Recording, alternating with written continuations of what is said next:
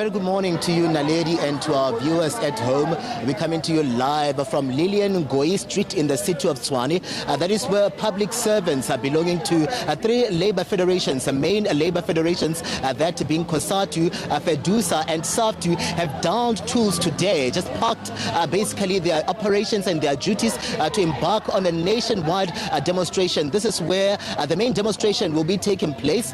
They'll be marching from here, Beggars Park, Lilian Ngoyi Street, and they'll be moving and marching all the way to the Treasury.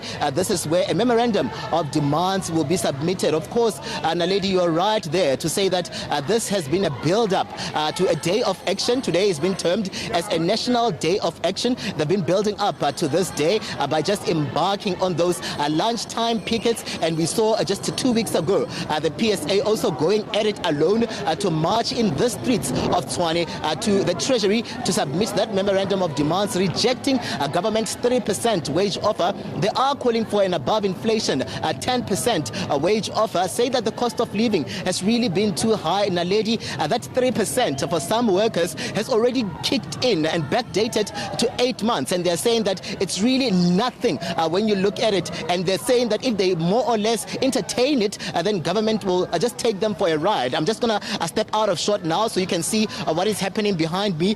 This is of course outside Beggars Park, where members of COSATU, members of SAFTU and members of FEDUSA have gathered here just basically to embark on that march, just clad in their different regalias, holding different placards from different federations, just a show of unity here against that wage increment of 3%. They are actually just gathering now, and they're going to be mapping a way forward and just embarking on that march. But I'm going to bring into the conversation now and a lady, the PSA's Olivia Mashego, who joins me now. You're the provincial chairperson for the PSA right here in Gauteng, and this is the main march taking place here. Can you just let us in on what we can expect here today? Yes, of course.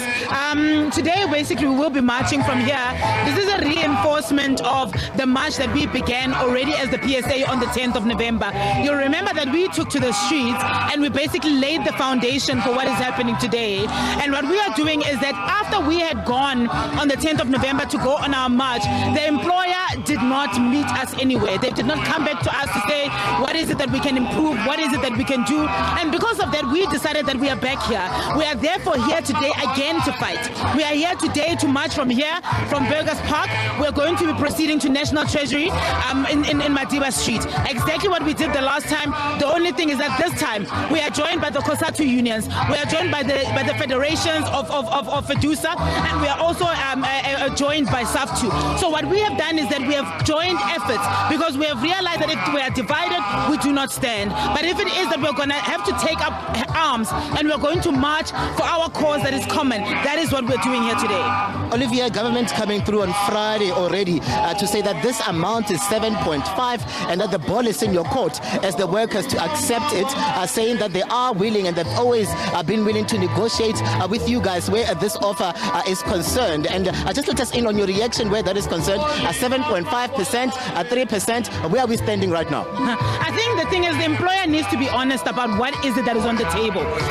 What is on the table is 3%. And then you'll then note that there is an allowance. The allowance, they are equating that to the 4.5%. So the offer has never changed. What the employer is doing is that they are creating a narrative that there's 3% plus 4.5, which is then equating to 7.5. That is misleading, because what they're not telling you is that the 4.5 is that 1,000 rand allowance that they are giving to employees until 2023 next year. So there is no 7.5. We are still at 3%. Obviously, if the offer had changed, we would have changed our narrative. If it is that the offer had changed, we would have met the employer somewhere. If the offer had changed, do you think that we'll still be insisting on the 10% that we are insisting on? No, we would not. The only reason that we are still insisting on 10% is because the employer is still at 3%. Olivia, thank you very much for your time and everything of the best today. Maybe finally, how many people are you expecting to form part of this demonstration here? I mean, for our our march, for the PSA march, we drew a crowd of about 3,200. We're anticipating that today those will be double the numbers, maybe about 6,000. By the time we are done, by the time the day is over, I anticipate that this entire city will be on lockdown. Olivia, thank you very much for your time. Olivia, coming through there from the Public Servants Association. You can hear behind me that the music has grown louder as they try to organize themselves and position themselves for that march. That march, we're told, was supposed to start at 9 o'clock, but they're still organizing. Buses are shipping some in here. Taxis are dropping some of them here.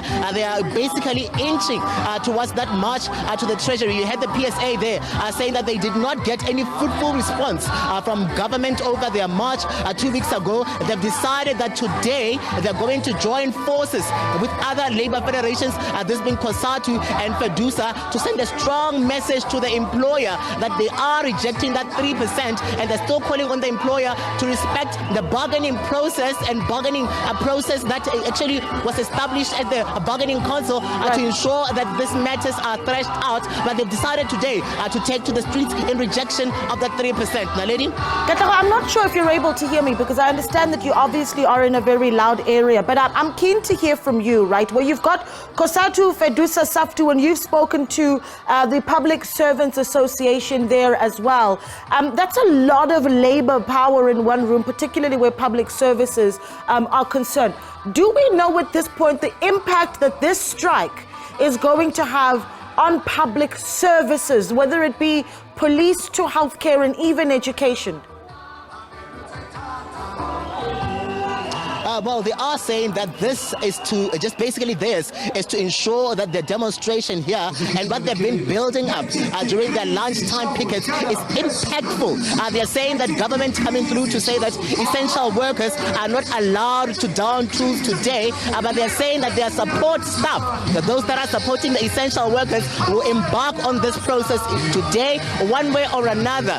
The services are going to be affected at hospitals, at police stations, at immigration centers, and they're saying that they are going to ensure that the support staff of those essential workers are just come through and demonstrate here. And they are inching that when that definite strike action comes through, if government doesn't come back with a tangible and a satisfactory offer, they are hoping that the public servants, those that are in essential services, will also down tools and join them on this march. They are trying to figure out the legalities around that, saying that these very same public servants workers that are in essential services, their salaries are not in any way equating to what one can describe as essential. So you can imagine that even though those that are in the health sector and the likes, nurses and doctors, are not going to be downing tools today, they're calling for the support staff of these people that are essential workers to down tools today. So we're expecting that as the day progresses and goes on, we'll get a picture of how impactful this demonstration here and nationwide